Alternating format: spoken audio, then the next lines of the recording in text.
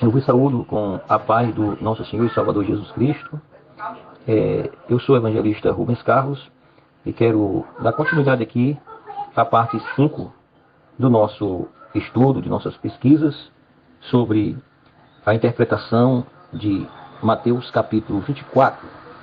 No capítulo anterior, nós falamos sobre a palavra eleitos, que ela é remetida à igreja e onde ela, ou seja, a palavra eleitos por Deus, na sua presciência, ela foi dedicada à igreja e também ao povo de Israel. Sabendo, pois, que a igreja, para esta era da graça, e Israel como povo eleito, escolhido por Deus. No entanto, Deus escolheu Israel. Nós fizemos menção aqui de Deuteronômio capítulo 7, versículos 7 ao 9, Isaías capítulo 44, a nação de Israel, o povo de Israel como os eleitos de Deus. E que Mateus 24 está tratando exclusivamente aos judeus como o povo eleito de Deus. Falamos também sobre Mateus capítulo 16, versículo 18, que faz relação à igreja. E falamos também sobre quando ocorreu o clamor do toque lá da batalha do Armagedon, e quando Jesus virá na sua segunda vinda, que é a vinda de sua parousia, onde há uma diferença entre a primeira vinda, que é para a igreja, e a segunda vinda, Jesus vem reinar sobre todos os povos, tribos, línguas e nações da terra, principalmente sobre o seu povo Israel. Compliciar essas profecias. Nós falamos também sobre 1 Tessalonicenses capítulo 4, do versículo 16 ao versículo 17, Filipenses capítulo 3, versículo 20 e versículo 21, e relacionado a João capítulo 14, do versículo 1 ao versículo 3, passagens estas muito conhecidas entre si por parte dos estudiosos bíblicos que estudam tanto sobre o pré, pós e mid tribulacionismo. Visto que a igreja será raptada, tomada, arrancada aqui da terra, seu significado sobre o rapazo, que significa sobre raptar, arrancar, tomar. E falamos também sobre a relação de 1 Tessalonicenses capítulo 16, capítulo 4, 16 e versículo 17, e de Apocalipse capítulo 1, 7, Apocalipse capítulo 19, versículo 11, quando então todo olho o verá. E isso aqui fica para a parousia de Cristo Jesus. Dando, pois, continuidade a este estudo, nós falamos que Deus dará vitória ao povo de Israel no dia da batalha do Armagedon, ou do Vale Megido, na sua segunda vinda, ou seja, na sua parousia. E ele virá para o seu reino milenar, de forma literal, não espiritual, ou que isso hoje já esteja acontecendo. Isso fica como um equívoco. Mas dando continuidade aqui, nós vemos aqui o pré-tribulacionismo, certo? Onde surge uma pergunta para o pós-tribulacionismo, na segunda vinda de Cristo. Ocorre para o pós-tribulacionismo no final da tribulação. Se todos os salvos sobem para o arrebatamento, como o corpo glorificado.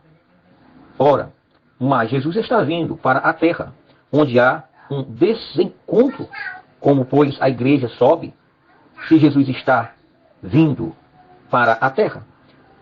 Nós devemos observar se todos os salvos, na era da grande tribulação, eles sobem com o corpo glorificado, arrebatados. Fica aqui uma pergunta: quem são os habitantes do milênio? Serão os ímpios? Pode-se até usar o texto de Apocalipse capítulo 2, que vai dizer que Jesus, junto com a igreja, regerá com vara de ferro. Se Jesus irá reger com vara de ferro, isso será para os ímpios e não para a sua igreja. Esses ímpios serão marcados com a marca da besta. Onde está o texto? Outro ponto final do milênio: Satanás será solto e irá enganar uma segunda vez? Ora, se os ímpios já foram enganados, como poderão ser enganados uma segunda vez? Isso não faz sentido, de maneira alguma. Temos mais uma observação. Se esses que estão dentro da grande tribulação, quem são os ímpios que se converterão ou se converteram no reino milenar? Qual o texto bíblico que faz alusão sobre a conversão dos ímpios dentro dessa tribulação? Fica claro e evidente que a era tribulacional é uma coisa e que o reino milenar de Cristo é outra coisa totalmente diferente. Mas as linhas de interpretações escatológicas se desgastam muito por conta de suas contradições. Nós temos aqui uma pergunta que surge sobre o reino milenar de Cristo. Qual o texto que, no milênio, onde os ímpios irá se converter? E se esses ímpios não vão serem convertidos? Como podem ser enganados na guerra de Gog e de Magog? Quando Satanás será solto? Se eles já foram enganados e marcados com a marca da besta? Sabendo, pois, que em toda a Bíblia não existe sequer uma passagem que afirme que os que foram marcados com a marca da besta, esses entrarão no reino milenar. O milênio é para os salvos dos filhos de Israel e para aqueles gentios que escaparam da era da grande tribulação. Ora, se os ímpios entram na grande tribulação e ainda há conversão para eles, será que também não existe uma segunda chance na doutrina do pós-tribulacionismo?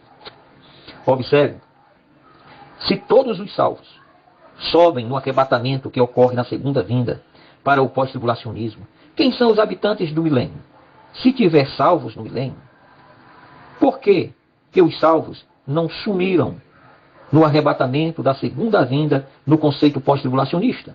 Então existe um arrebatamento parcial? Uns sobem e outros não sobem? E se o pós-tribulacionismo crê no julgamento das nações igual ao pré-tribulacionismo?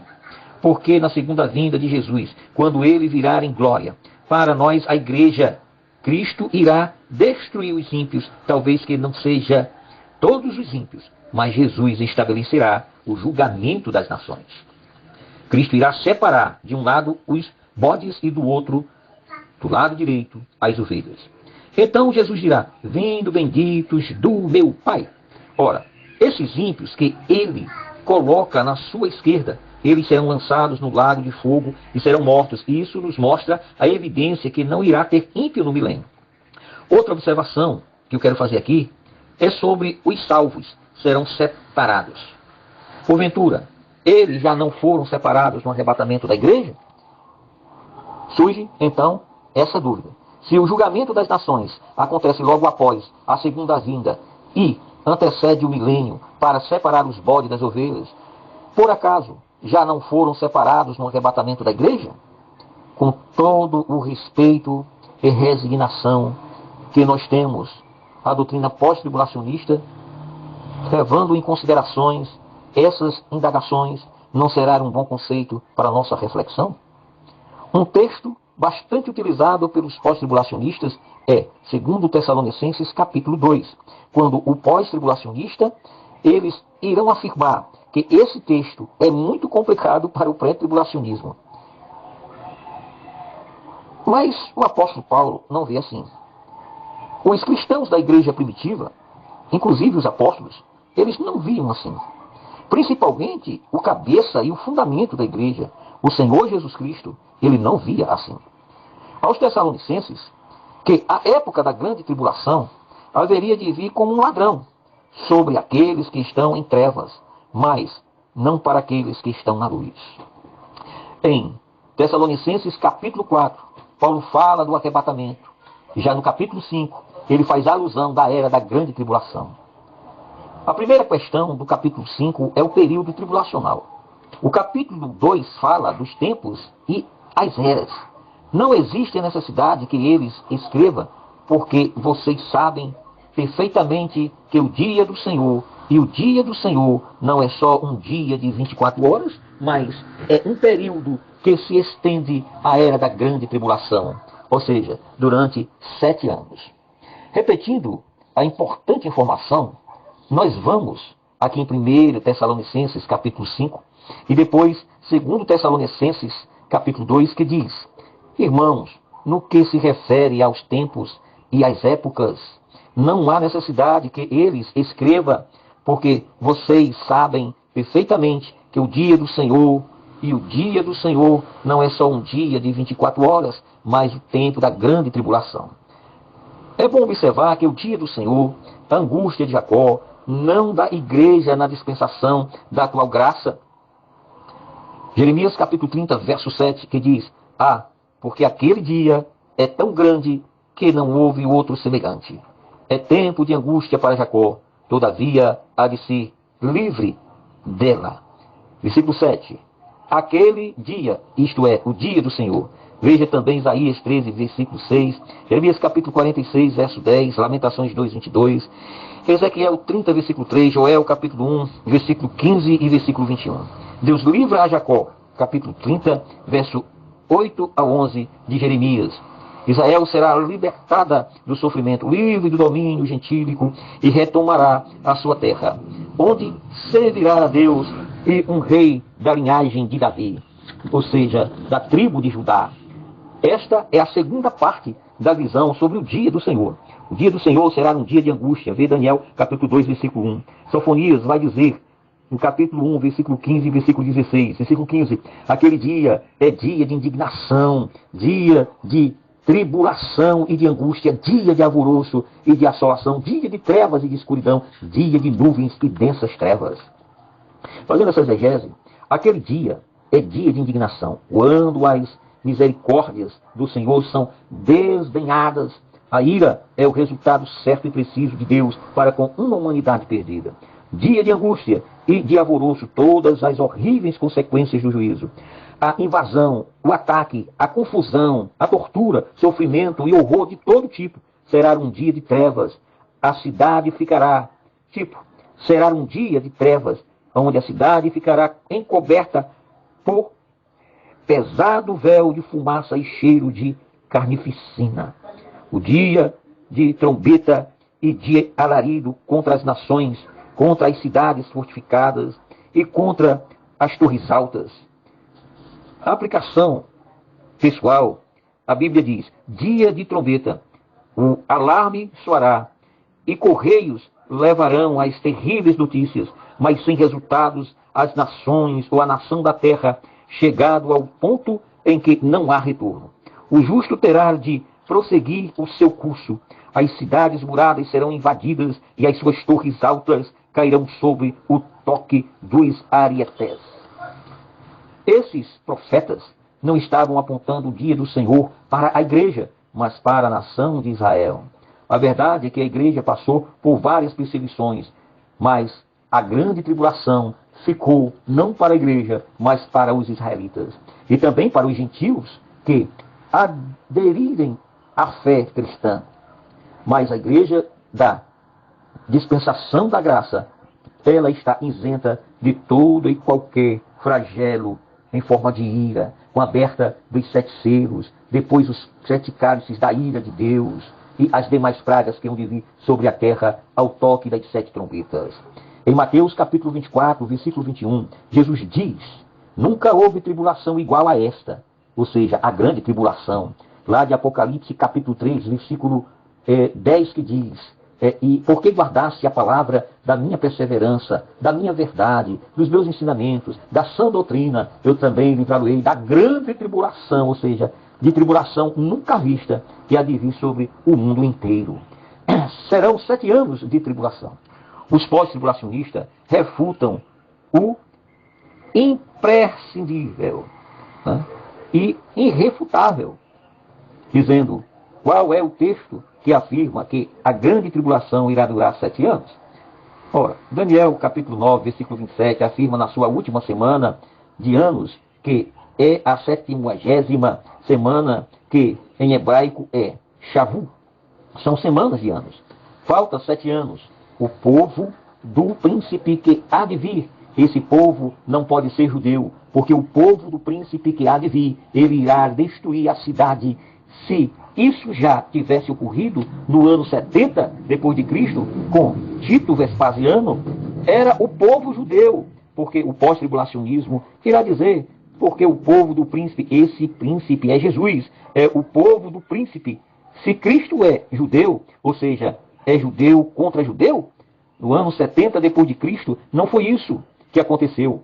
Foram os romanos que destruíram Jerusalém. Então o povo do príncipe que há de vir, e ali é o anticristo que vai assinar o tratado de paz com Israel por uma semana de ano, pela 70ª semana, ou seja, ali nos dias apocalípticos, quando a grande tribulação há de durar 7 anos completos e ininterruptos.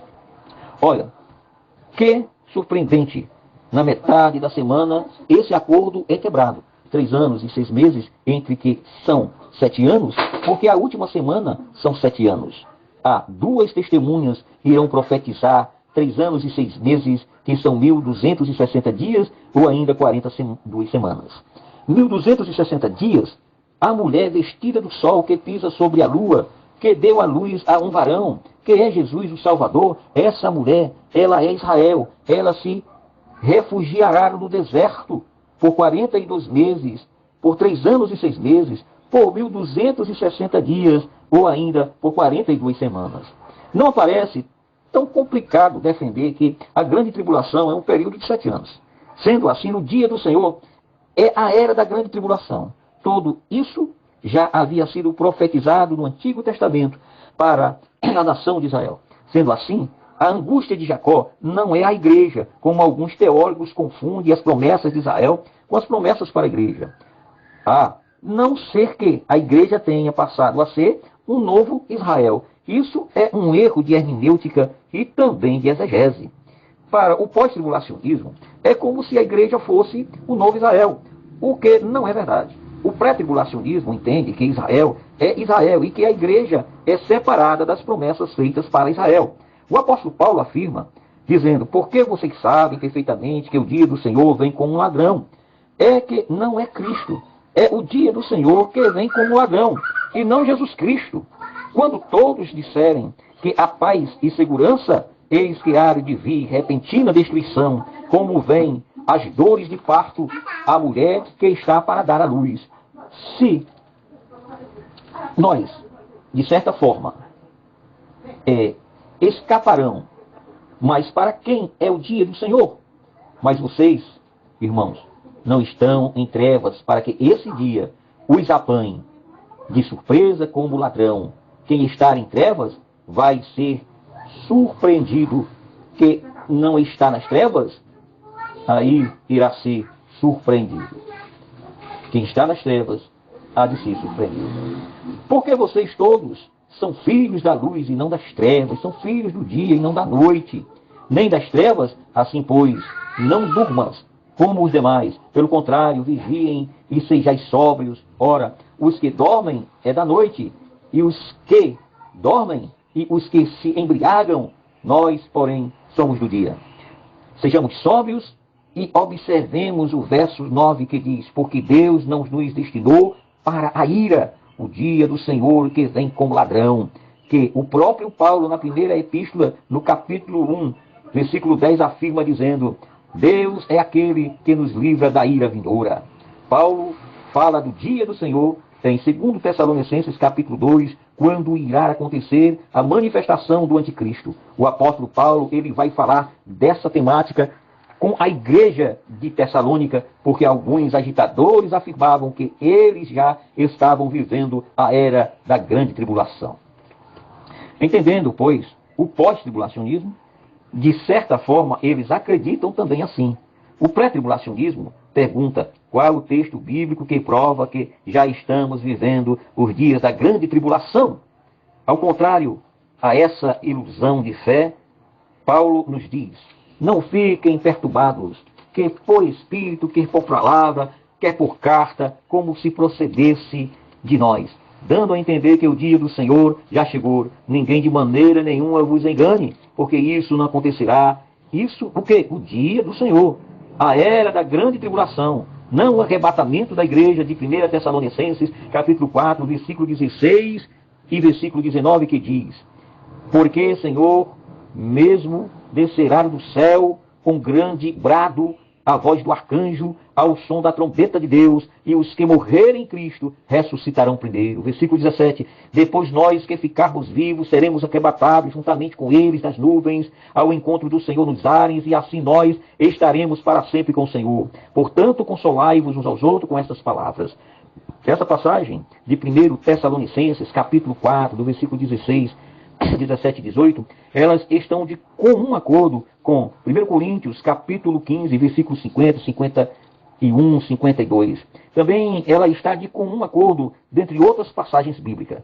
Isso não acontecerá, o que não acontecerá? O dia do Senhor, sem que antes venha a apostasia, em seguida o filho da perdição, e aqui o homem da iniquidade, o qual se oporá contra tudo que se chama Deus. Paulo ainda diz, aquele que o detém. Quem o detém? Ou a atuante operação do Espírito Santo que age na igreja.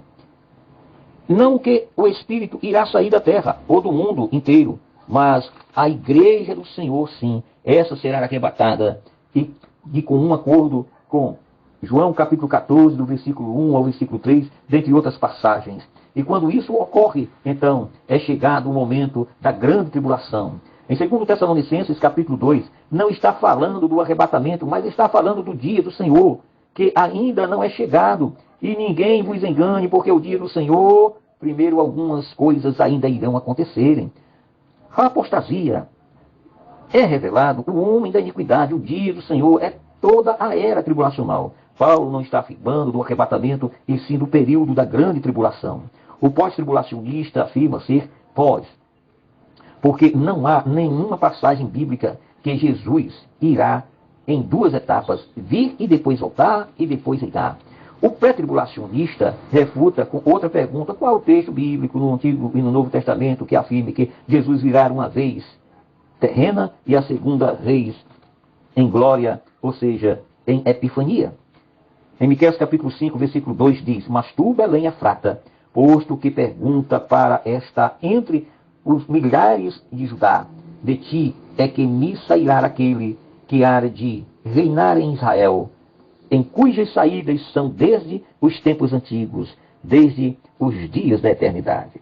Zacarias capítulo 9, verso 9, diz-nos, alegra-te muito, ó filha de Sião, exaltai, ó filha de Jerusalém, eis que vem a ti o teu rei, ele é justo e traz a salvação, ele é humilde e vem montado sobre um jumento, sobre um jumentinho, filho de jumenta. Essa passagem evidencia o nascimento de Jesus em Belém e que Jesus entra em Jerusalém montado no jumentinho, quando Jesus vem livrar o seu povo das nações ímpias. Mas não existe um único texto que trate de duas vindas de Cristo Jesus. No entanto, já no Novo Testamento, não existe sequer um texto que afirme que Jesus há de vir em duas etapas, mas em 1 Tessalonicenses 4, 16 e 17, 1 Coríntios capítulo 15, versículo 52, que fala do arrebatamento eminente, onde existe uma distinção do arrebatamento à segunda vinda. E isso fica claro quando se lê esses textos.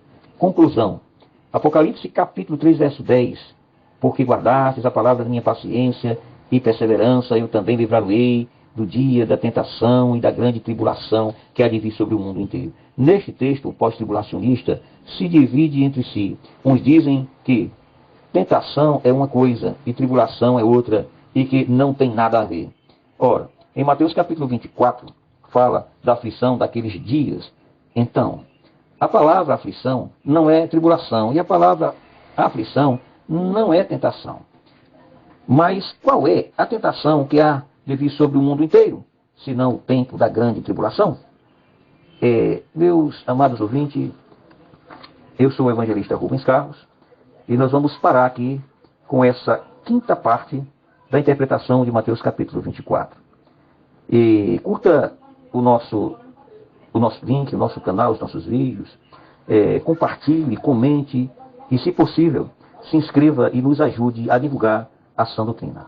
Que Deus em Cristo vos abençoe. Em nome de Jesus.